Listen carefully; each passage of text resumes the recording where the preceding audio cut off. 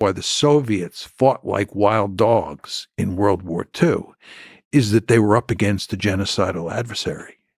You want to understand that the Germans murdered huge numbers of Soviet POWs.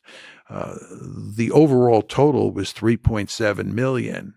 And by December of 1941, remember the invasion is June 41, by December of 1941, the Germans have murdered 2 million Soviet POWs. At that point in time, they had murdered many more POWs than they had murdered Jews.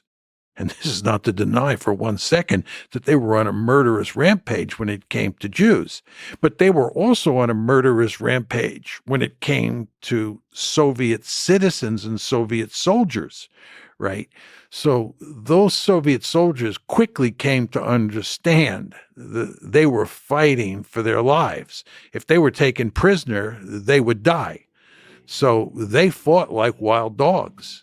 Yeah, the story of the Holocaust of the 6 million Jews is often told extensively.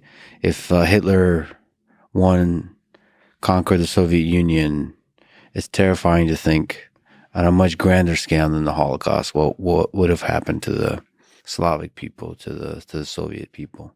Absolutely. All you have to do is read the Hunger Plan, right? And they also had a plan.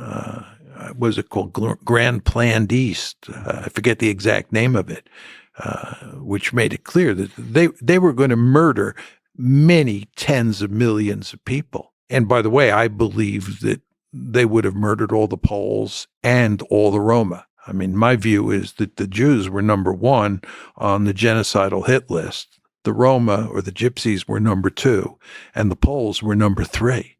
And of course, I just explained to you how many POWs they had killed. So they would have ended up murdering huge numbers of Soviet citizens as well. But people quickly figured out that this was happening. Mm-hmm. That's my point to you. And that gave them, needless to say, very powerful incentives to fight hard against the Germans and to make sure that they did not win.